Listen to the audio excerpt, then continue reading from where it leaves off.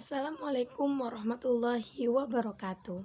Perkenalkan, nama saya Ira Susana dari Universitas Pahlawan Tuanku Tambusai, Prodi S1 Kebidanan semester 2. Video pembelajaran ini saya buat untuk memenuhi tugas mata kuliah Biokimia dan Fisika Kesehatan dengan dosen pengampu Ibu Haryati Rauzis MPD.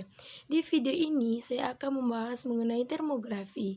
Termografi adalah salah satu bentuk teknologi inframerah yang digunakan untuk mendeteksi distribusi suhu atau thermal yang ada pada suatu objek. Adapun dalam konteks ini, inframerah digunakan untuk mendeteksi pola panas dan aliran darah di jaringan tubuh. Sejarah singkat termografi ini sudah dimulai sejak awal abad 19 pada tahun 1593 yang pertama kali dikembangkan oleh penemuan dari Italia yang bernama Galileo Galilei menggunakan metode bola lampu kaca naik turun dengan perubahan suhu. Ada dua jenis prinsip termografi. Yang pertama, termografi dengan prinsip keseimbangan panas. Yang kedua, termografi dengan prinsip fotokonduktivitas.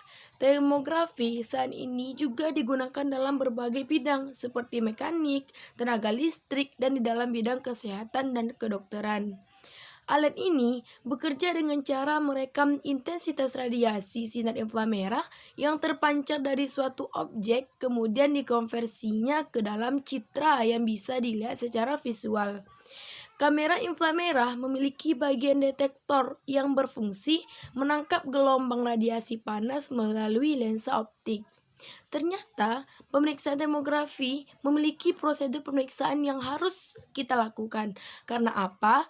Karena pemeriksaan termografi direkomendasikan sebagai tes untuk mendeteksi kanker payudara untuk wanita berusia di bawah 50 tahun dan yang memiliki keluarga dengan risiko kanker.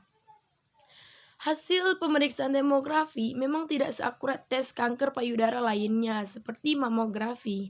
Namun, pemeriksaan termografi lebih aman karena tanpa radiasi, tidak seperti mamografi. Oleh karena itu, Badan Pengawas Obat dan Makanan Amerika Serikat Food and Drug Administration atau FDA menyarankan penggunaan termografi sebagai prosedur pemeriksaan tambahan untuk mamografi. Ternyata, setelah melalui prosedur pemeriksaan, kita harus mempersiapkan sebelum menjalani prosedur termografi. Ada 6 prosedur termografi. Yang pertama, 3 bulan sebelum pemeriksaan termografi yang tidak boleh kita lakukan. Yang pertama, tidak menjalani operasi besar pada payudara. Yang kedua, tidak menjalani kemoterapi atau terapi radiasi. Dan yang ketiga, menghentikan aktivitas menyusui maupun memompa ASI. Yang kedua, 1 bulan sebelum pemeriksaan termografi. Yang pertama, tidak menjalani biopsi payudara. Yang ketiga, 1 minggu sebelum pemeriksaan termografi yang tidak boleh kita lakukan. Yang pertama, menghindari aktivitas perawatan untuk menggelapkan kulit di salon atau tanning. Yang kedua, menghindari paparan sinar matahari. Dan keempat, 24 jam pemeriksaan termografi.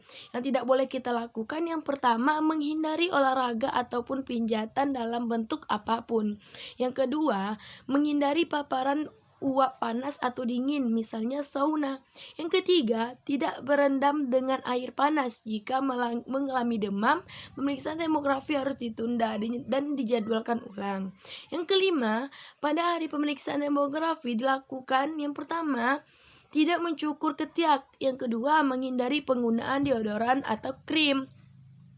Yang ketiga, tidak mengonsumsi stimulus metabolik atau minuman berenergi. Yang keenam, 2 jam sebelum pemeriksaan termografi. Yang pertama, tidak merokok maupun minum kopi. Yang kedua, menghindari cairan panas atau dingin. Yang ketiga, menghindari aktivitas olahraga maupun mandi. Yang keempat, menghindari makanan maupun mengunyah permen karet jika Anda dijadwalkan untuk menjalani pemeriksaan termografi pada area kepala dan leher. Dan yang keenam, menghindari duduk tempat di AC berhembus. Nah, Sebelum kita mendapatkan hasil dari pemeriksaan tomografi, ternyata ada 4 hal yang dilakukan dokter pada proses pemeriksaan tomografi. Pemeriksaan tomografi harus selalu dilakukan di tempat praktik dokter atau tempat perawatan kesehatan sejenis. Dalam prosedur yang berlangsung sekitar 15 menit, dokter akan melakukan yang pertama, meminta pasien berdiri sekitar 2 sampai 2,5 meter dari kamera. Yang kedua, melakukan pemeriksaan tanpa membedakan apapun di bagian tubuh. Juga tidak melibatkan pengopresan payudara sehingga prosedur ini tidak akan terasa menyakitkan untuk pasien. Yang ketiga, mencari perbedaan yang jelas pada payudara dibandingkan kriteria ideal payudara yang sehat. Karena alasan ini, pemeriksaan tomografi mungkin tidak cocok untuk wanita yang telah menjalani mastektomi atau operasi payudara lainnya. Yang keempat, menganalisis gambar dan Anda akan menerima hasilnya dengan beberapa hari setelah melakukan prosedur pemeriksaan tomografi. Barulah kita mendapatkan hasil yang didapat dari pemeriksaan tomografi tersebut. Yang akan kita dapatkan yang pertama, mendapatkan hasil yang menunjukkan kondisi abnormal dan kanker payudara. Yang kedua, pemeriksaan tomografi dapat dijadikan deteksi awal untuk menunjukkan tingkat kemungkinan risiko kanker di masa depan. Yang ketiga, mendeteksi penyakit pada pembuluh darah.